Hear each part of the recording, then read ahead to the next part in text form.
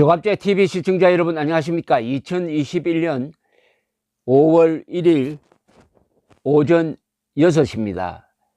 문재인 대통령이 미국을 방문하여 바이든 대통령과 5월 하순에 만나는 것으로 날짜가 확정이 되었습니다. 그런데 워싱턴의 분위기가 심상치 않습니다. 이번 회담은 문재인 대통령에게 아마 결정적 타격이 될 가능성을 배제할 수가 없습니다. 트럼프와 바이든은 다른 사람입니다.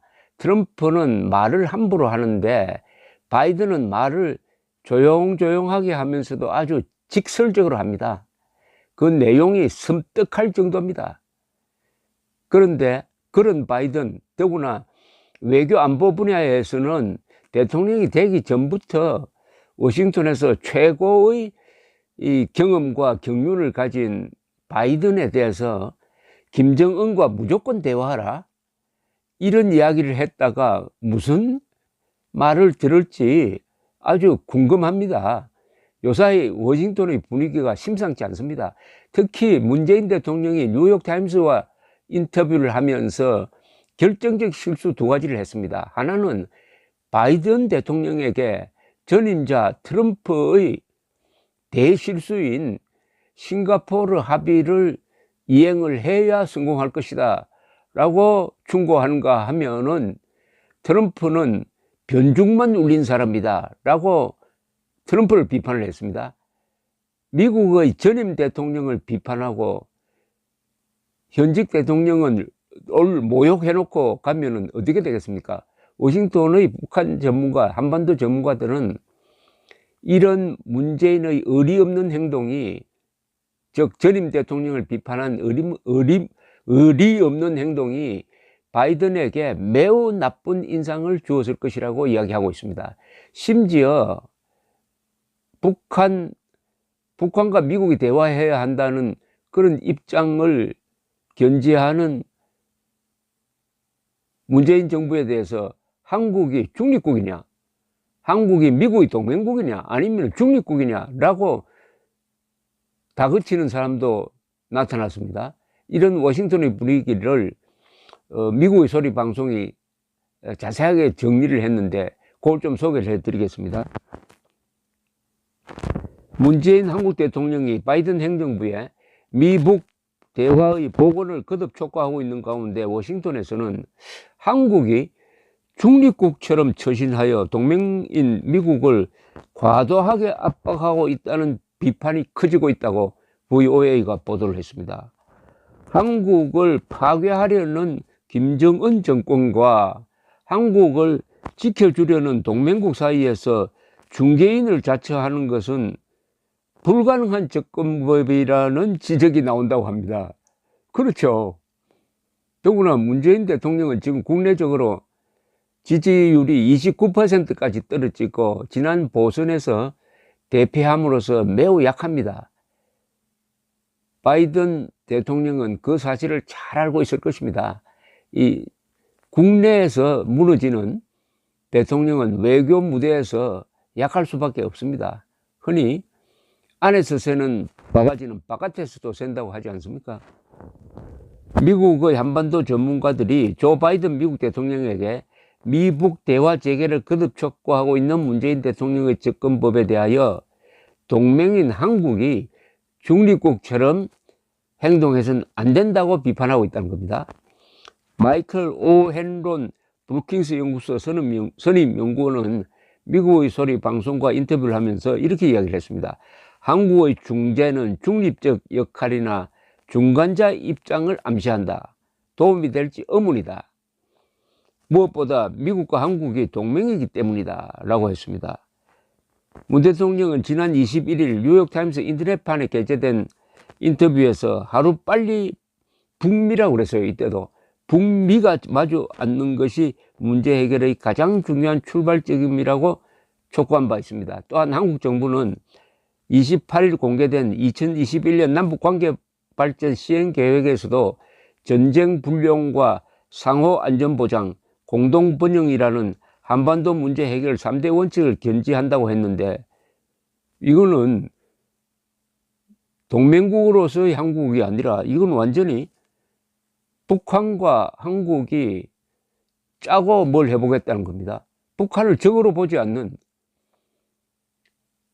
핵무장한 북한이 대한민국을 지도상에서 없애버리겠다고 하는데, 문재인 정부는 그 김정은 정권을 평화의 공동번영의 파트너로 여기고 있다. 강도가 칼을 들고 들어왔는데 피해자인 주인이 경찰 부를 생각을 하지 않고 당신과 내가 같이 손잡고 우리 경찰과 대화 좀 잘 해보자 라고 하는 격이라는 뜻이죠. 에반스 리비어 전 국무부 아시아 태평양 담당 수석 부차관보는 한국이 아무리 미북간 중재 역할을 하려고 해도 북한은 여전히 한국을 미국의 동맹으로 지금 비판하고 있다면서, 북한은 미국과 한국 관계를 벌려놓으려고 하는데 한국 정부가 미북 간 공정한 역할을 암시하는 중재자의 역할을 자임하는 것은 북한의 손에 놀아난다는 지적을 받을 것이라고 경고를 했습니다. 니콜라스 에버스타트 미국 기업연구소 선임연구원은 이는 이미 노무현 대통령 재임 당시 경험했던 근본적 결함이 있는 전략이다. 이런 개념의 근본적 문제는 한국을 파괴하는 데 전념하는 정권과 한국을 방어하는 데 전념하는 동맹 사이에서 한국이 중개인을 자처한다는 점이라고 이야기를 했습니다. 성과 악, 그러니까 피와 식별 기능이 전혀 마비됐다는 겁니다. 문재인 정권이. 에버스타트 연구원은 만약 한국이 미국과 동맹을 맺기 원하지 않으면 그런 중개인이 될 수 있겠지만 청와대가 동맹을 상대로 그런 방식을 추진하는 것은 불가능하다고 했습니다. 그러니까 한미동맹 파기하고 그런 짓 하라고 하는 겁니다. 이런 모욕적인 코멘트가 어디 있습니까? 더구나 이 에버슈타트 연구원은 미국에서 매우 영향력이 있는 전문가입니다. 그리고 대한민국 국민에 대해서는 기본적으로 아주 호의를 가지고 있고 김정은을 제거해야 된다는 그런 생각을 가지고 있는 좋은 사람입니다. 좋은 사람이 문재인을 비판하고 있다 이 말입니다. 좋다는 것은 한국민에게 좋다는 뜻입니다. 전문가들은 북한과의 대화가 단절된 것은 미국의 책임이 아니라 무엇보다 북한 스스로 모든 접촉을 끊었기 때문이라며, 한국 대통령이 북한의 도발적이고 모욕적인 은사와 행동에 문제를 제기하는 대신에 협력 대상이자 동맹인 미국에 이런저런 주문을 계속해서는 안 된다고 비판하고 있습니다. 아주 이상한 사람으로 본다는 거죠. 쉽게 말하면 문재인을 이렇게 아주 점잖게 이야기했지만은 직설적으로 이야기하면 참 괴상한 사람이란 뜻입니다. 괴상하다는 말이 생각나는데, 이 곤돌리사 라이스 부시 행정부 때 국무장관이 백오록을 썼는데 거기 보면은 노무현 대통령을 참 괴상한 사람이라고 표현한 게 있습니다. 괴상하기야 문재인이 노무현보다 더 이상하죠. 에번스 리비어 전 수석 부차관보는 현재 남북관계가 존재하지 않는 것과 마찬가지고 북한이 유독 한국의 비판적 태도를 보이며 대화조차 거부하는 상황에서 한국이 과연 중재자 같은 위치에 있을 수 있겠느냐라고 의문을 제기했다고 말했습니다. 그런데 문재인이 지금 미국과는 대화가 되겠지만은 북한과 전혀 대화를 하지 않고 북한이 김정은이 문재인을 취급을 하지 않습니다. 파트너로서 취급을 하지 않는데 어떻게 중재를 합니까? 중재를 하려면은 미국과도 잘 통하고 북한과도 잘 통해야 되는데 양쪽 다 끄끄러운 존재가 나타나 가지고 중재하겠다고 하면은 양쪽이 다 코웃음 치고 양쪽으로부터 다 경멸 받는 것 아닙니까? 이건 국가 위신 문제입니다.